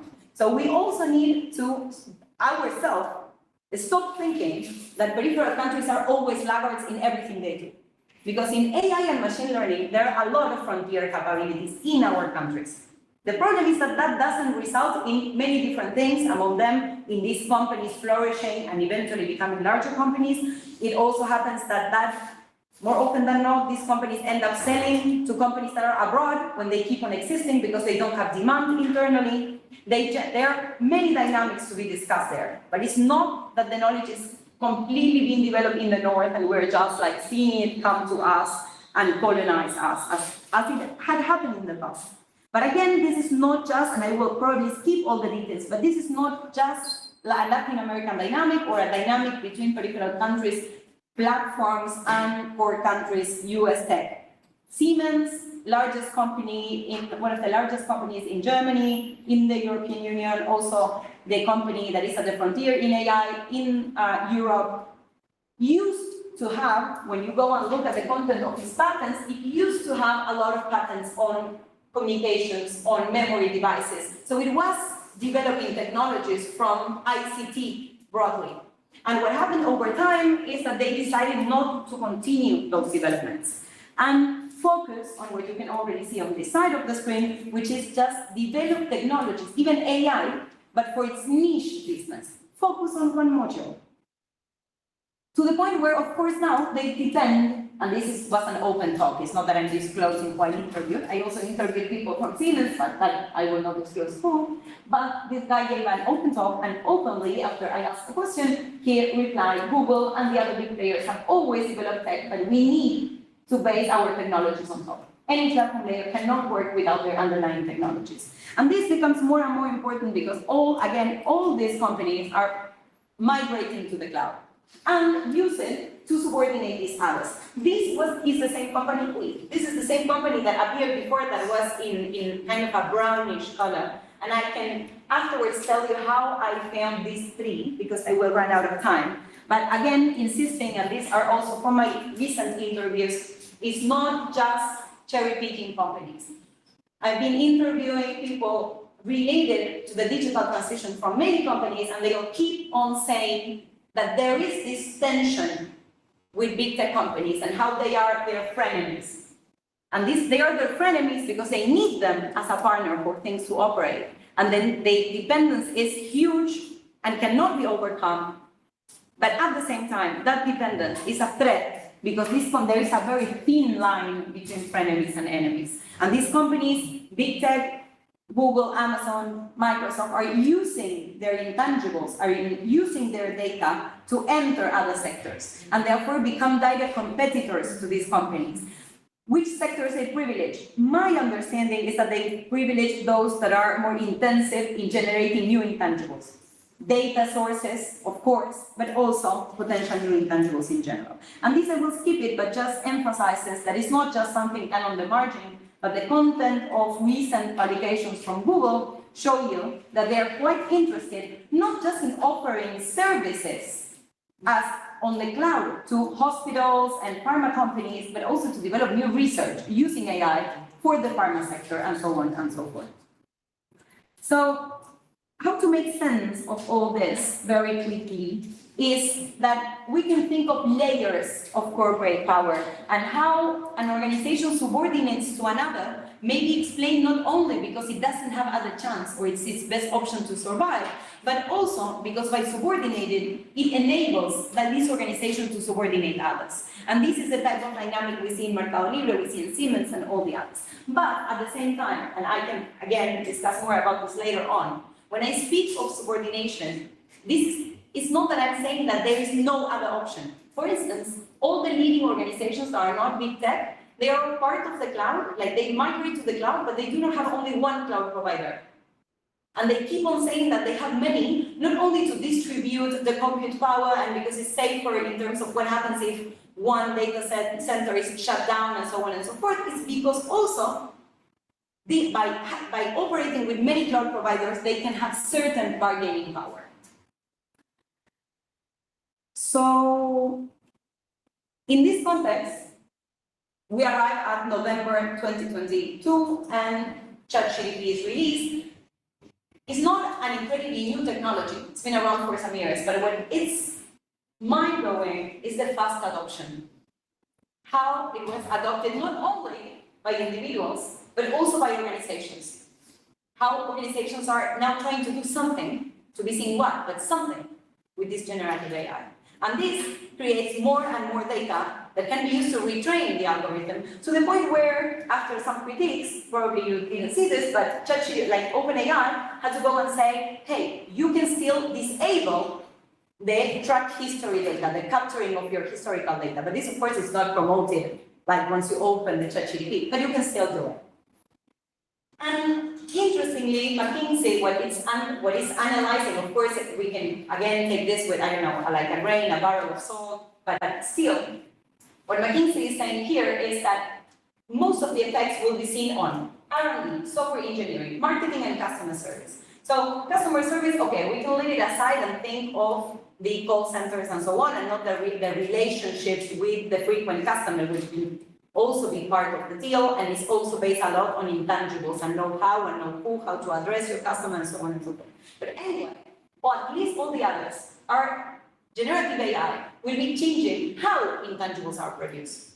So those being capable of recombining the key modules to make these models work will have even more power. And at the same time, this means more and more cloud. Because the more we use these models, the more we are using the cloud. So here is again where Microsoft becomes so important. And I asked Microsoft Bing, so the ChatGPT embedded on Microsoft Bing, if Microsoft was an intellectual monopoly, and of course it said no. And it directly associated it with market monopoly and said no, that was overcome and now everything is cool. Microsoft, it's not only supporting OpenAI, it's also, for instance, is a privileged partner of Facebook's Llama 2, which is directly put in open source. And one could say, is Microsoft crazy? It's like competing against the firm that I told you before, that they own 50%. No, it's keeping OpenAI at bay. It's making sure that OpenAI will never be a risk for them. For Microsoft, it doesn't matter if the money comes from OpenAI or if it comes from the partnership with Facebook. It's just a matter of more and more migration to the cloud. And it's also quite interesting that when I was interviewing quite recently someone from Alibaba International Cloud, this person was not only reinforcing this idea of we want more people to test, to use their language model, to test it to make the model better. So it was like, everybody knows that when we use it, we are making the model better, ultimately. But also, this person couldn't say, there was still kind of a question mark on whether, for Alibaba, the strategy would be as that of Google or Azure that are trying to set up a standard. And those that set the standards is kind of how things are done, how things should be done. So I will leave you also with this, and just saying that when we look at these type of pictures, we also need to take into consideration all the general capture of knowledge and data that is produced around the world. Also, that even though I speak a lot about intangibles, all these intangibles require tangibles. And the tangibles are not only the processing power in general, but to build all these tangibles, there is still a lot of nature extractivism taking place. And again, that looks to the global south. But thinking of the geographies of digital capitalism more than ever require to start looking at every company in the world, every leading organization as an intellectual monopoly, and how it's integrating or joining in particular the cloud and more generally digital capitalism. So summing up, and I will finish here for more questions and maybe the link for the coffee break, the policy discussion.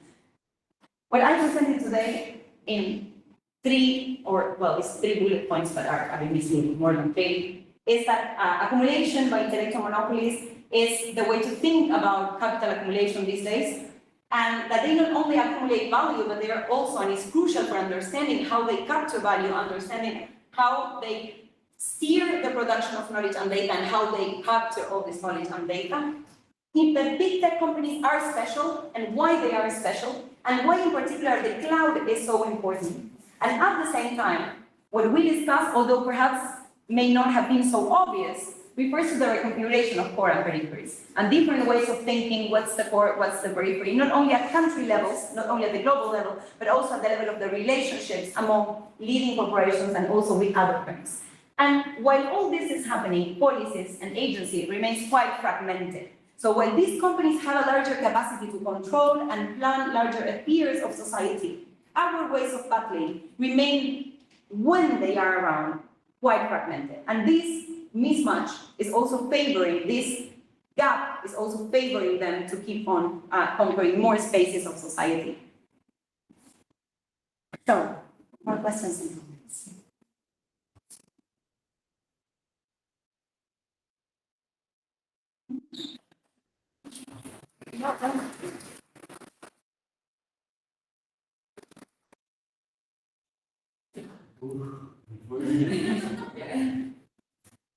I thought a lot about speaking slowly. I know he didn't ask. Yes and yes. Firstly, is the FBI going to recall certain places? It was a great presentation, great license, that's great. I would like to ask, what is your view on these facts on label? I recently have read Harry Drake, a bit in monopoly capital and how these IT technologies affect the people. And he talks about very much that these technologies are not like revolutionary. They're not changing the method of production, but by enabling more control instruments and increase electrical efficiency. How do you see this as moving? So I will try to be brief with every question. And so yes, of course, that's happening. But also we need to ask, what is innovation? What is a revolutionary innovation? Because for the literature, it was never completely clear. But if you go back to the definition, it's about what you can get from the market. It's about the size of your intellectual rent. It's not about the real engineering transformation, how revolutionary, how many lives you can save, how new ways of building, like, I don't know, whatever, bridges you are developing. So if you're thinking of innovation as revolutionary associated with its economic dimension, then with the life we are living, we every day see a lot of innovation that are quite revolutionary. If we want to think of innovation social value, or if we want to think of in which ways these innovations are contributing to make people's life better, then all these discussions come into the question. And also, just like a quick thing about the impact on labor, even mainstream scholars, like the new book by Asemoglu and Johnson, I think is the surname of the other guy, both from MIT, they even say that all these technologies are mostly generating automation and they're replacing labor. So they're not making people's life better. And in the interviews, that's quite clear as well, I can tell you that and you can see it also everywhere. So in terms of labor, these technologies in particular, worsening. And also in terms of the dynamics, because one thing that I didn't have the time to mention is that after those companies that are at the bottom, we have all the workers from these companies and from others that more often than not have suffered worse working conditions and also relatively lower salaries as a way to compensate for the value that is being appropriated by those that are at the top. Yes. It's a simple question, because you tend to use the term or periphery, also referring to cases where there are actors in the periphery that are able also to capture intangibles and control technologies, and are somehow different from other actors in the periphery. And makes me wonder, why don't you use terms that were used, this tradition of dependency in the 1970s, that we're trying to relate to this kind of process, like, for instance, of course, other framework and so other topics like subimperialism or semi-periphery. Because it's building within these countries strategies and mechanisms of control, but allow part of the ruling classes in these peripheral countries to absorb a much higher quantity of value than before. And why simply talk about foreign periphery in this case? Actually I speak of layers of core and periphery, and why I don't speak, and I speak of layers because I put all the actors together, but I also focus on the dynamics, like 2-on-2 dynamics. But why not just call Mercado Libre a semi-periphery? For many reasons. First of all, because it's producing knowledge at the frontier. So it's like, all the companies that were considered as semi-peripheries, like the local big companies from developing countries in the past, were not operating at the frontier. We're still transmission channels of the core, but they didn't have that position that I do see in Mercado Libre, strictly speaking of the case of Mercado Libre. So calling it simply a sub-periphery or something like that, I think it's not sufficient to capture what's going on there. But also because, and this for me is I wasn't thinking that this was going to unfold in this way. But if you think about it, my way of understanding now the relation among intellectual monopolies came from my analysis through the lenses of dependency theory, making it more complex to see how Mercado Libre was relating to big tech. So I cannot call McDonald's a semi-periphery. I cannot speak of Siemens as a semi-periphery. But they still exhibit this core periphery in unequal dynamics, that is the strategic subordination to the frenemies.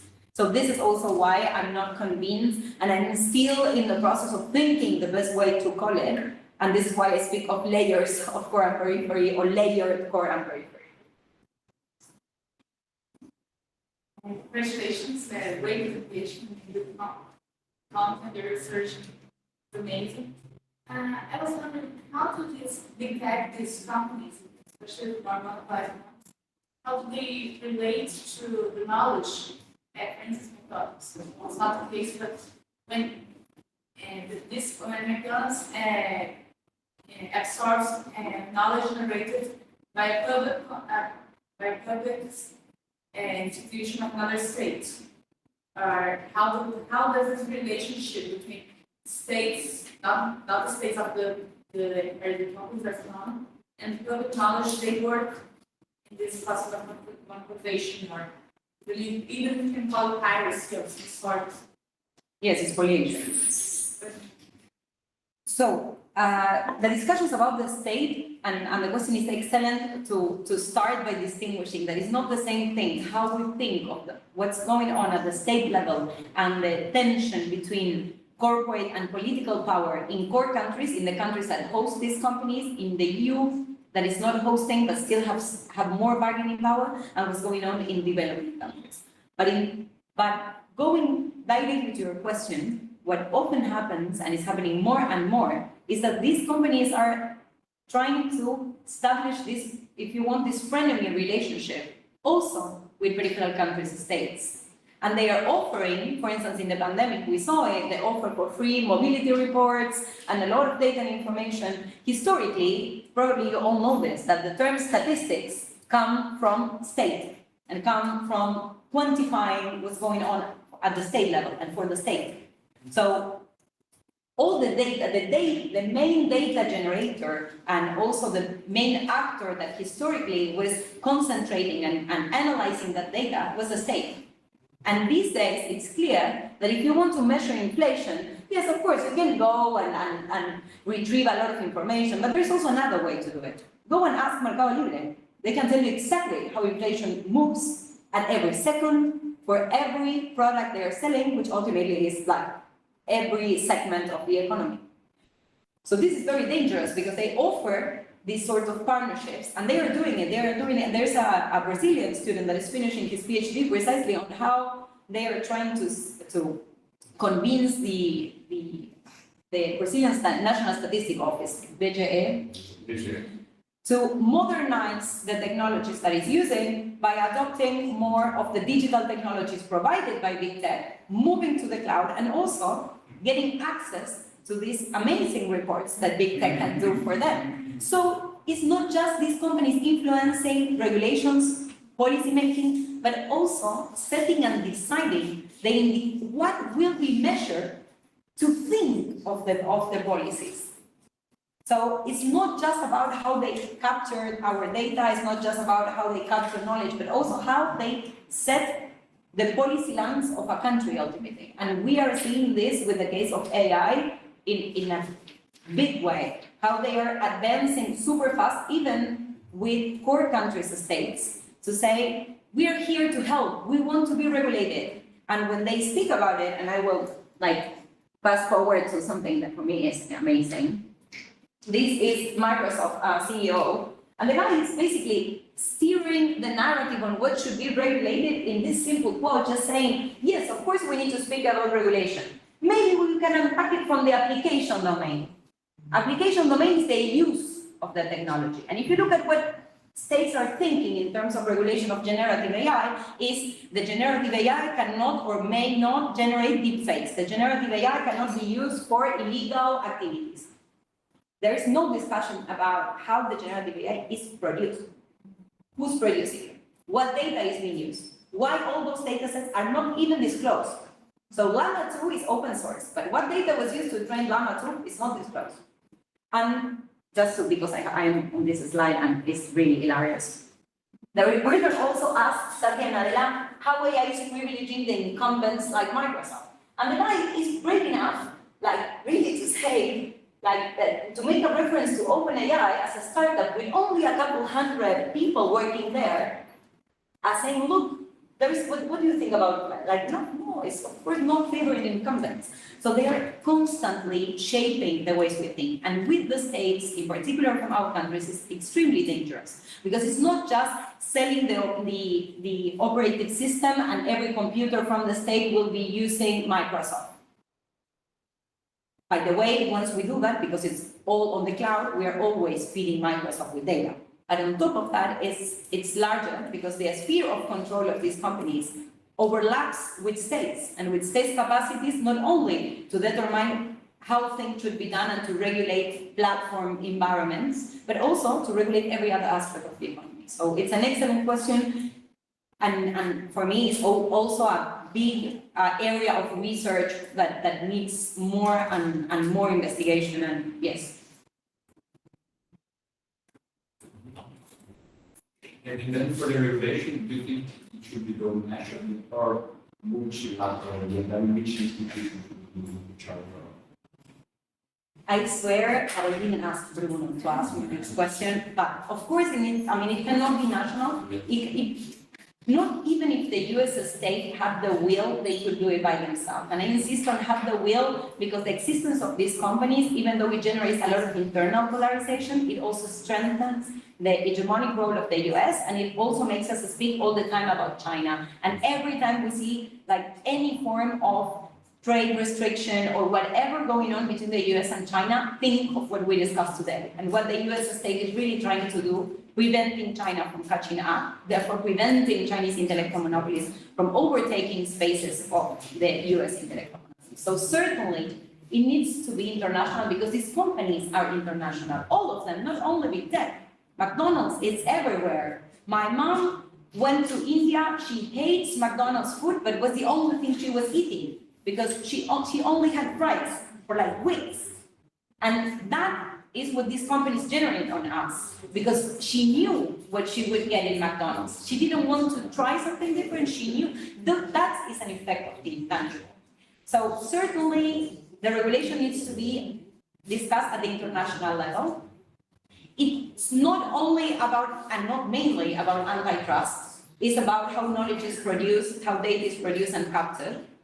This is not happening, not even the EU that is supposed to be at the frontier. All their regulations are focused on these companies as market gatekeepers and no discussion about intangibles. And on top of that, and let's see what happens, but these companies are also trying to influence the United Nations. Because the new president of the United Nations, I was reading not so long ago, that is promoting this new idea for the future of the United Nations of being like kind of the place where of multi-stakeholders. That is a way to say that big companies will have a seat on the table. And if the only space that is to some degree a bit more democratic is also conquered by these companies, then what are the chances? So yes, absolutely it needs to be discussed at the multilateral levels. The UN could be a place for discussing this, but at the same time, these companies are also know this and are also entering there. So it's extremely complicated, the scenario.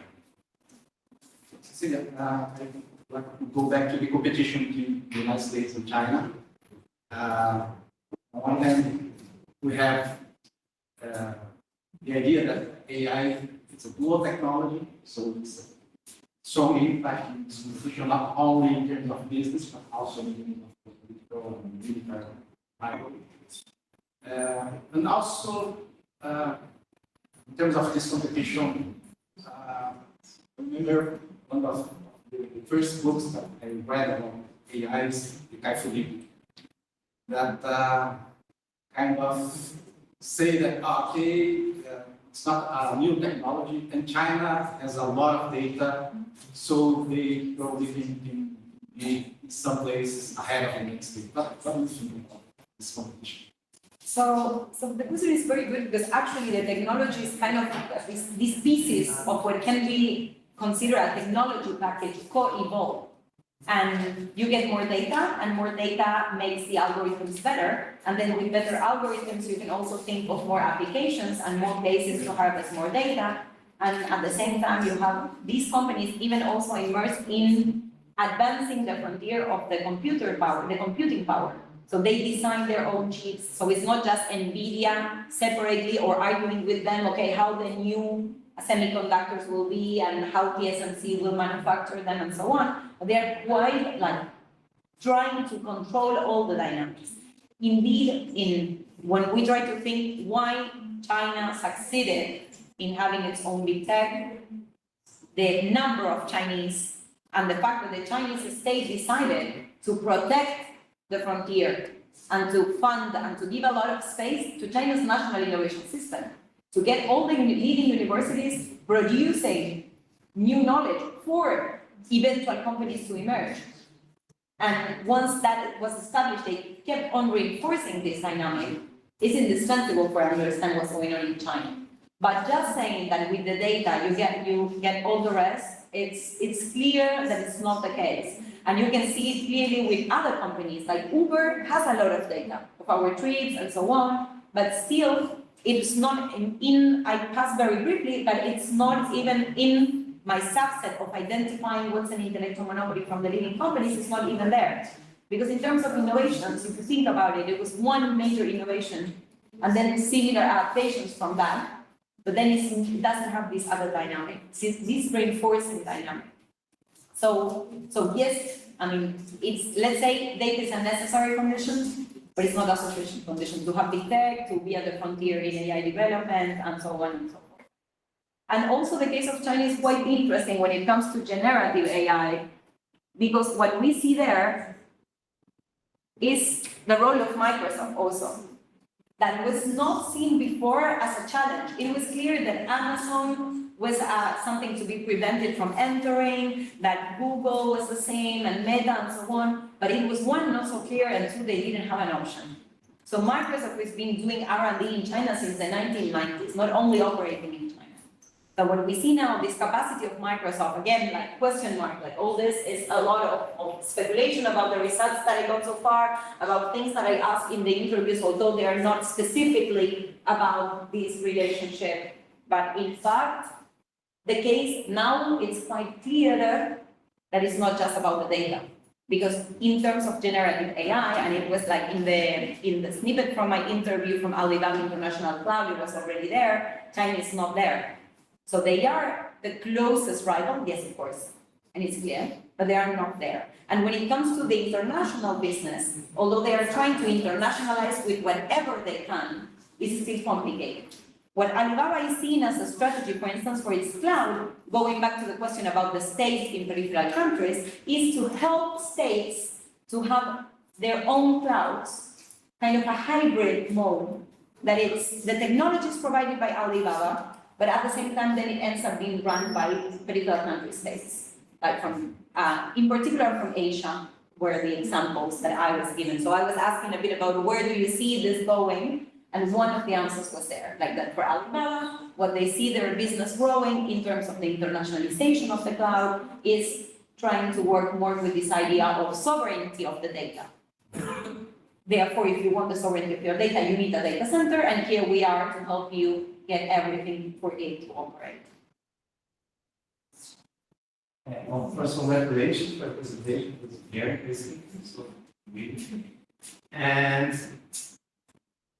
the thing is, I wonder if you remember some salient facts of authors such as William Mazur, for example, that claims that financial markets sometimes they have contrast tension with the innovative strategies of the firms, since they supposedly press the firms to drive the strategy to short-term profits. So what you're saying is actually very distant from that, because they have very long-term strategies. And so my question related to that is, well, have you investigated anything about the financial relation between these big firms and the financial markets, and how do you see it, and do you endorse, and what Leslie says or not, and how do you see it?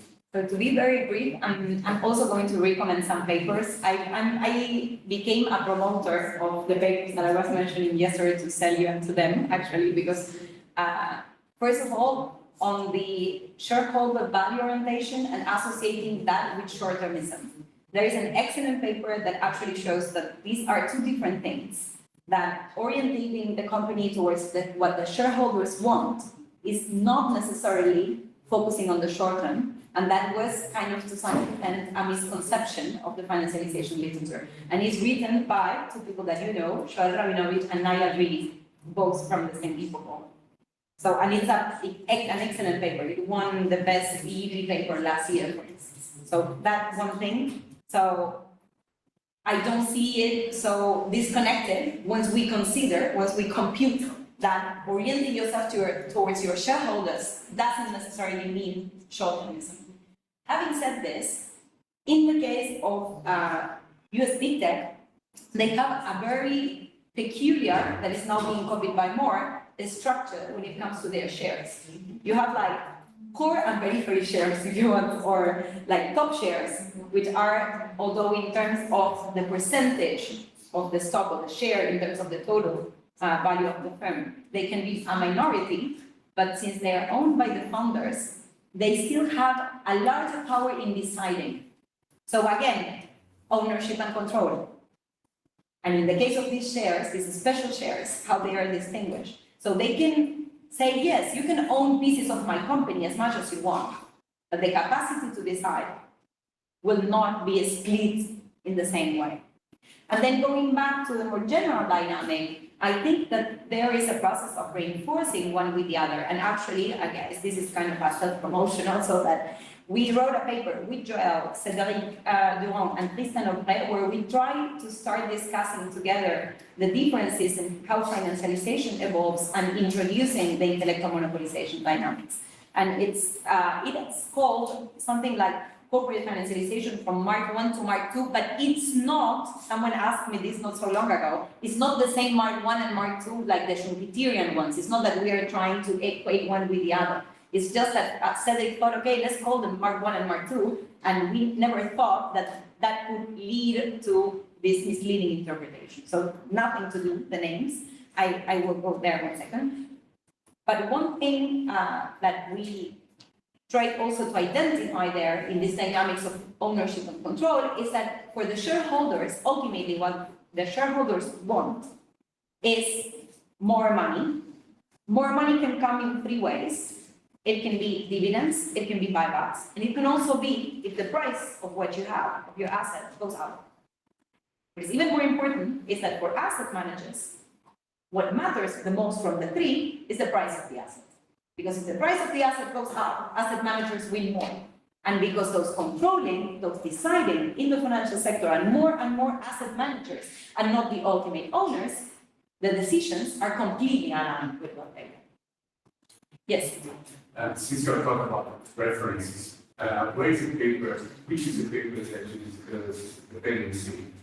I came late, I don't know if it's discussed. So the Mercado Libre paper is under review and I can share it with whoever wants it, like in a draft version. So that's specifically about Mercado Libre. Then I discussed a bit about the concepts of knowledge extractivism and data extractivism in my book in the 3rd section, and I can share the PDF also with whoever wants it. And then part of the things that I was presenting today are in drafts of my new book, and that I can still not share it. so you just can think that you have the privilege to see how my brain goes these days. But most of the references to fieldwork, except for the quotes, for instance, that came from tech companies that are also in a working paper that is under review, that is about the different strategies of Amazon, Microsoft, Google, and Facebook to dominate AI. So what I do in that paper is actually something different from what I did today, is unpack the label big tech and show the different ways in which the 4 are trying to do the same thing, but the means to do it are different, and how they use different intangibles in different ways to control the AI field. So with some of the quotes and some of the data that I presented, like the newest one come from that paper. And so, yes. And your reference with classical dependency debate is Samir Amin. No.